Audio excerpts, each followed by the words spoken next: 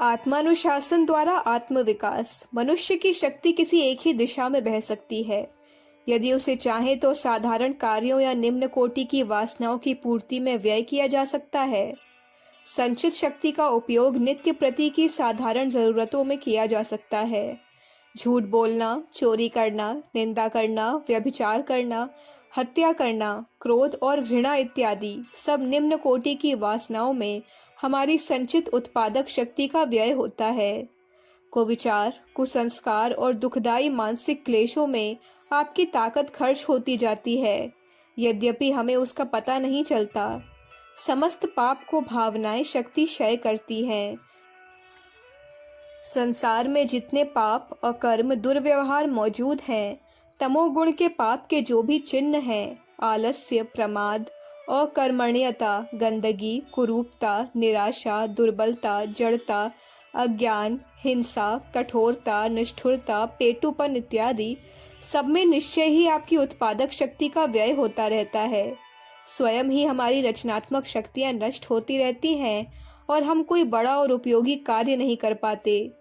निम्न कोटि के कार्यों में ही सदा को अपने उलझाए रखना एक प्रकार का अज्ञान है, भारी मूर्खता है। मनुष्य को सदा यह ध्यान रखना चाहिए कि कौन कौन कर्म ऊंचे हैं, किस किस को करने में उसका और उसके साथियों का अधिक से अधिक लाभ हो सकता है, समाज की अधिक से अधिक सेवा और उत्थान हो सकता है। यही जीवन का सद्व्यय है। आज जो समाज में पाप और कष्टों की अधिकता दिखाई देती है, उसका कारण उचित अनुचित का यथेष्ट ज्ञान न होना ही है। वस्तुतः विद्वान और भाग्यवान वही है जो स्वयं उच्च सामर्थ्यों का विकास करता है। उच्च कार्यों जैसे ज्ञान प्राप्ति, क्रियाशीलता, उत्साह, उपार्जन, निर्माण, सहयोग, सेवा आदि पुण्य, धर्म और सतोगुणी वृत्तियों में अपनी शक्तियों को खर्च करता है। इन सतोगुणी कार्यों में बहने से शक्तियों का स्वयं विकास भी होता है और स्वयं उसे तथा समाज को दुगना चौगुना लाभ भी होता है। हम यह नहीं मानते कि अब भी समाज में दुष्कर्म अधिक है। हमारी तो यही मान्यता है कि अब भी सत्य, प्रेम, न्याय और भलाई ही अधिक है। निष्ठुरता से दया अधिक है, स्वार्थ की अपेक्षा सहयोग अधिक है, जड़ता से सतर्कता अधिक है, गंदगी से सफाई अधिक है, कुरूपता से सौंदर्य अधिक है, निराशा से आशा अधिक है, दुर्बलता से सशक्तता अधिक है, अज्ञान से विवेक अधिक है, द्वेष से प्रेम अधिक है और कठोरता से माधुर्य अधिक है। यदि ऐसा न होता तो हमारा समाज आज नष्ट हो जाता। वह तो बड़ी संख्या वाले पुण्यात्मा और सात्विक प्रवृत्ति वाले व्यक्तियों पर ही टिका हुआ है। अपनी शक्तियों को निम्न कोटि के कार्यों से सदा रोकना ही उचित है। हो सकता है आपकी प्रकृति में कुछ बुरी प्रवृत्तियां छुपी हुई हों, कुछ निम्न वासनाएं और क्षुद्र स्वार्थ हों। जीवन का आपने दुरुपयोग किया हो।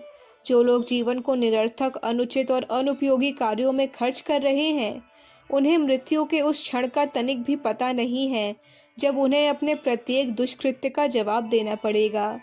वे लोग मृत्यु से उसी प्रकार डरेंगे जैसा बकरा कसाई खाने में जाने से भावी पीड़ा की कटु आशंका से डरता रहता है।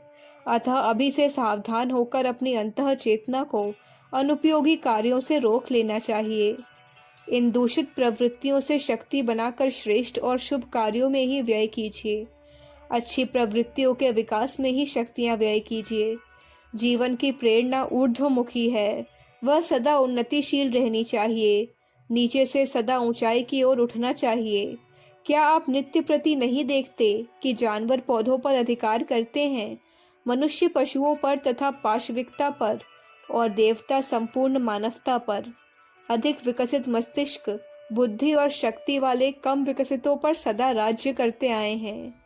सद्गुणों और सद्गुणी शुभ प्रवृत्तियों का मार्ग सहज स्वाभाविक है।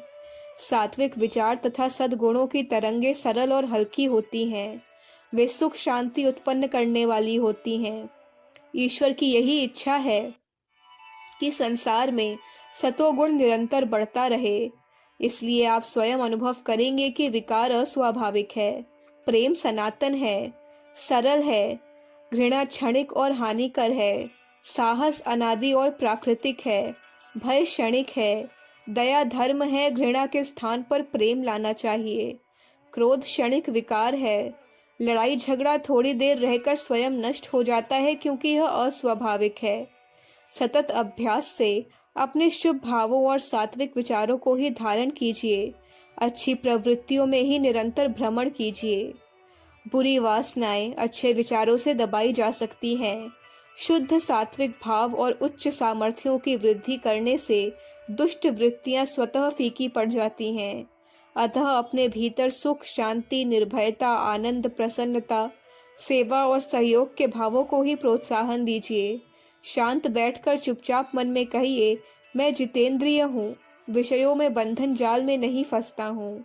मेरा हृदय निर्मल हो गया है, मन पर मेरा पूरा काबू है। मैं कभी अपनी निम्न वासनाओं के वश में नहीं हो सकता। मेरे विशुद्ध हृदय में अब कोई बुराई नहीं ठहर सकती। मैं दृढ़ता के साथ अपनी इंद्रियों पर अधिकार रखता हूँ। मैं अपने हृदय में उत्तम भाव और शुभ संकल्प ही धारण करता हूँ। मेरा हृदय पवित्र भावों का सुंदर उद्यान है, जिनसे शुभ फलों की ही उत्पत्ति होती है। उत्तम भाव रखने से मनुष्य उन्हीं का चिंतन करता है। इस ध्यान से सात्विक भावों का उदय होता है। श्रद्धा, प्रेम, दया, क्षमा, शांति, समता, ज्ञान, वैराग्य, संतोष, आंतरिक पवित्रता, निष्कामता आदि हृदय के उत्तम भाव हैं, जिनका ध्यान करने से, जिन्हें दैनिक जीवन में विकसित करने से उच्च सामर्थ्य का विकास होता है। ये सब शुभ भाव मनुष्य के जीवन में सुख शांति भर देने वाले हैं। जब शुभ विचार और पवित्र क्रिया का परस्पर योग हो जाता है तो मनुष्य का उद्धार हो जाता है। तुम अपनी निम्न वासनाओं को रोकने में, आत्मानुशासन करने में पूर्ण समर्थ हो। तुम पर उनका कोई जादू नहीं चल सकता। अपने उत्तम गुणों, उत्तम संकल्पों, सद्भावों में विश्वास करो। तुम अपने को तुच्छ और निकम्मा मत समझो। वेदांत कहता है कि तुम स्वयं ब्रह्म हो। तुम में निम्न वासनाओं को रोकने की बड़ी शक्ति है। सद्गुणों को धारण करने तथा उनका सतत अभ्यास और प्रयोग करने से योग्यताओं की वृद्धि होती है, भाग्य निर्माण होता है, मनुष्य आगे बढ़ता है। उन्नति करने वाले गुणों को अधिक मात्रा में जमा करने से मनुष्य की गति बढ़ती है। ईश्वर की सहायता सदा सुयोग्य व्यक्तियों को ही मिलती है। अखंड ज्योति, जनवरी 1959, पृष्ठ संख्या 29-30।